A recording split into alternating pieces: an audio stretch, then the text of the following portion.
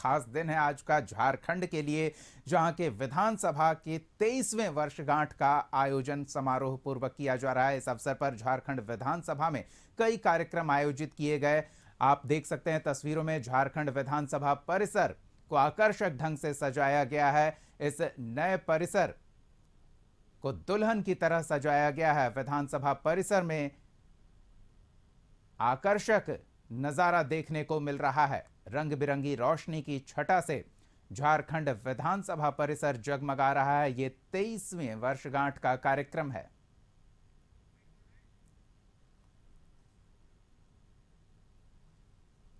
तो झारखंड विधानसभा का स्थापना दिवस कार्यक्रम धूमधाम शुरू हुआ। 2 दिनों तक इसको लेकर कार्यक्रम होंगे। जहां आज कई कार्यक्रम हुए तो कल यानी कि 23 नवंबर को सांस्कृतिक कार्यक्रम होगा। स्थापना दिवस पर आयोजित कार्यक्रम में राज्यपाल सीपी राधाकृष्णन, झारखंड के मुख्यमंत्री हेमंत सोरेन, विधानसभा अध्यक्ष रविंद्रनाथ महतो भी मौजूद रहे। स्थापना दिवस के अवसर पर मनिका विधायक रामचंद्र सिंह को उत्कृष्ट विधायक सम्मान से सम्मानित किया गया। साथ ही नक्सली मुठभेड़ या अन्य परिस्थितियों में सूबे के सुरक्षा में तैनात जवान जो वीरगति को प्राप्त हुए, उनके परिजनों को सम्मानित किया गया। झारखंड के अलग अलग क्षेत्रों में उत्कृष्ट प्रदर्शन करने वाले रत्नों को भी सम्मानित किया गया।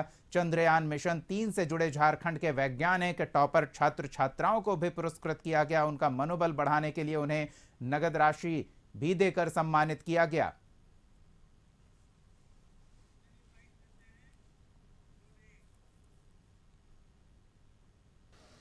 विधायकों की बहुत अहम भूमिका होती है हमारे इस विधायक कार्य के। और राज्य के सर्वा हमारे राज्य के गवर्नर साहब हैं, राज्यपाल महोदय हैं। आज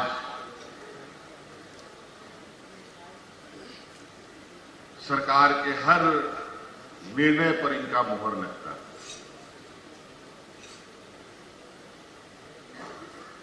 तत्पश्चात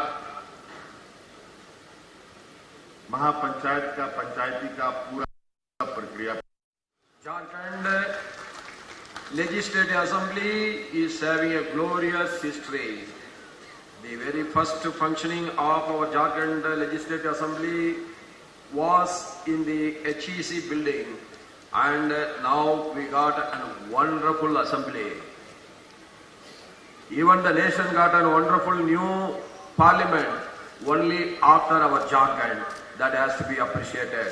And I am very thankful to our Honorable Prime Minister, the visionary leader of the world today, Sri Narendra Modi ji, for inaugurating this temple of democracy of the state.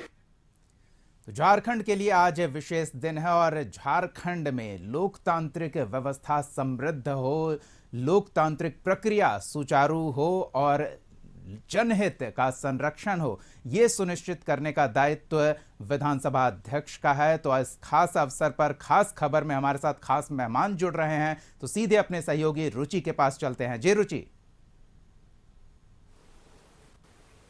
बिल्कुल, देखिए हमारे साथ खास मेहमान के रूप में विधानसभा अध्यक्ष रविंद्रनाथ महतो सर हैं। और देखिए राज्य का सबसे बड़ा पंचायत यानी कि विधानसभा होता है और राज्य का विकास उस पंचायत पर टिका हुआ होता है। और विधानसभा एक ऐसा जगह होता है जहां कि झारखंड में कैसे विकास हो, एक रेखा जो है वो खींची जाती है। तो कई ऐसे कार्य जो हैं वो झारखंड विधानसभा परिसर में विधायी कार्य जो है वो संपन्न हुआ है। अगर पूरे देश भर की तुलना की बात की जाए तो झारखंड विधानसभा में कई विधायी कार्य संपन्न किए गए हैं। और सबसे पहले तो हम देखिए हमारे साथ जो खास मेहमान हैं उनको बधाई देते हैं। सर कशिश की तरफ से बहुत सारी बधाई। चलिए आपको भी और आपके कशिश परिवार के सारे लोगों को मेरे तरफ से ढेर सारे शुभकामना। जी, आज जिस तरीके से राज्यपाल का संबोधन भी हो रहा था सर, या आपका भी मंच से संबोधन हो रहा था, ये प्रयास रहेगा कि कैसे पूरे देश भर की तुलना की अगर बात की जाए तो झारखंड विधानसभा एक उत्कृष्ट कार्य वहां पर हो पाए, इसका प्रयास जो है वो सबके तरफ से और दलगत भावना से ऊपर उठ करके आपका भी प्रयास रहता है कि कैसे हर क्षेत्र का विकास हो। देखिए विधानसभा का ये परिपाटी प्रारंभ काल से ही यानी जब से ये राज निर्माण हुआ है तब से ही ये परिपाटी चली आ रही है, और ये एक उत्तम परिपाटी के रूप में है। उत्कृष्टता लाभ करने के लिए निश्चित रूप से आदमी को उत्कृष्ट होना पड़ता है। उनके आचार विचार व्यवहार ज्ञान सारा चीज में उत्कृष्टता आना पड़ता है, और जब उत्कृष्टता झलकता है किसी इंसान के अंदर में, तब कोई आदमी उनको उत्कृष्ट के रूप में मानने के लिए तैयार होते हैं। और मैं एक बात आपको पहले बता दूं कि हमारे झारखंड विधानसभा में हर साल एक उत्कृष्ट विधायक को चिन्हित करने का परिपाटी शुरू से चला रहा है। लेकिन मैं आपको बता दूं, हमारे झारखंड विधानसभा के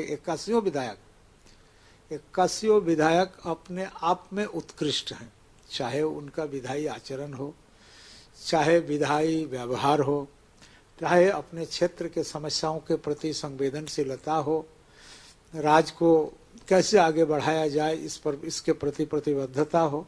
इन तमाम चीजों को अगर समेट के देखिएगा तो ये राज्य छोटा राज्य के रूप में है, लेकिन अपने आप में एक श्रेष्ठ राज्य के रूप में है।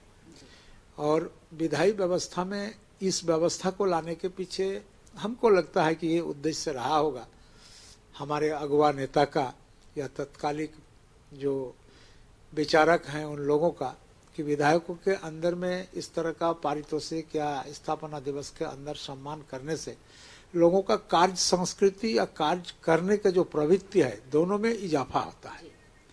लोग अच्छे बनने के लिए मेहनत करते हैं, प्रयास करते हैं, उनके अंदर में एक चुनौती यानी एक चैलेंज के रूप में काम करता है, मुझे अच्छा बनना है। कॉम्पिटिटिव नेचर के वो होते हैं कि चलो 10 आदमी से हम बढ़िया काम करें ताकि हमको आने वाला समय में उत्कृष्टता का जो ख्याति है प्राप्त हो। इस तरह का एक संघर्ष उन तमाम लोगों के अंदर होता है, और जैसे ही संघर्ष होता है तो आप प्रतिस्पर्धा जैसे ही होता है उससे ही आदमी मेहनत करता है, और जब आदमी मेहनत करता है तो उनसे अच्छा काम भी होता है। और हम समझते हैं कि इनको और ज्यादा इनके उत्पादकता को बढ़ाने के लिए, इनका कार्य कौशल को और ज्यादा कुशल बनाने के लिए इस तरह का परिपाटी लगा हुआ है। और हम समझते हैं आज के समय में पूरे देश भर में कई ऐसे विधानसभा है जहां पर हर साल के एक दिन उत्कृष्ट विधायक के रूप में और उत्कृष्ट कर्मी के रूप में चयन होता है और लोगों को पुरस्कृत करने का काम करता है। ये एक अच्छा परिपाटी है, हम लोगों ने उसको मान करके आज तक चल रहे हैं। एक अच्छी परिपाटी जो है वो होती है ताकि कार्य करने की प्रतिस्पर्धा बढ़ती है, जैसा कि सर ने कहा।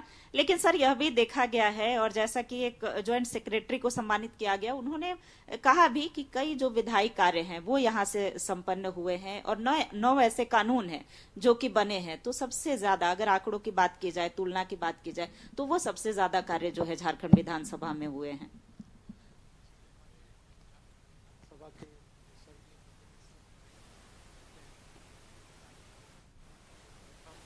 सचिव के नाम से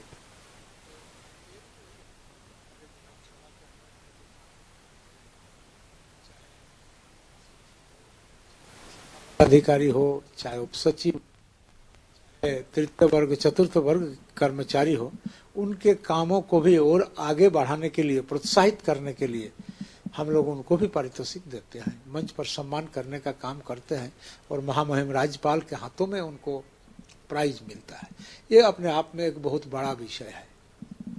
बिल्कुल रुचि, एक सवाल हमारी तरफ से भी है और हम चाहेंगे आप विधानसभा अध्यक्ष जी से पूछें, क्योंकि हम पत्रकारों पर भी इस तरह का आरोप लगता है कि हम सत्ता पक्ष के साथ रहते हैं और विपक्ष को नजरअंदाज करते हैं। तो लोकतंत्र के चौथे स्तंभ को अपने अनुभव से वो क्या सलाह देंगे, इन आरोपों का कैसे सामना करें? हाँ बिल्कुल सर, एक सवाल है हमारे कशिश की तरफ से कि कई बार ये आरोप लगते हैं चौथे स्तंभ पर भी कि किसी पक्ष का पक्षपात करते हैं, तो उन वैसे पत्रकारों को क्या सलाह देंगे सर? देखिए, हम लोग तो इन तमाम कामों को निपटाने के लिए पत्रकार को भी हम लोग रखते हैं।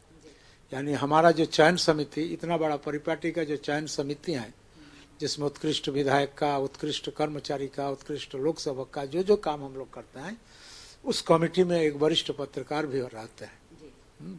तो हम लोग तो पत्रकार और पत्रकारिता का सम्मान करते ही हैं और उन लोगों का सुझाव को भी हम लोग मानते हैं। तो देखिए, चौथे स्तंभ के भी सुझाव को माना जाता है और यही वजह है कि अगर कि शीतकालीन सत्र हो या बजट सत्र हो, किसी भी सत्र की शुरुआत से पहले बैठक होती है और पत्रकार दीर्घा, जिसमें कि एक सलाह और सुझाव जो है वो पत्रकारों की तरफ से भी दिया जाता है। स्वाभाविक तौर पर विधानसभा अध्यक्ष लोकतंत्र के चौथे स्तंभ को भी बराबर की भागीदारी और बराबर का महत्व भी देते हैं और ये लोकतंत्र के समृद्धि के लिए एक सुखद संकेत है। बहुत बहुत धन्यवाद रुचि और बहुत बहुत धन्यवाद विधानसभा अध्यक्ष रविंद्रनाथ महतो का कशिश न्यूज के साथ जुड़ने के लिए, खास समय देने के लिए।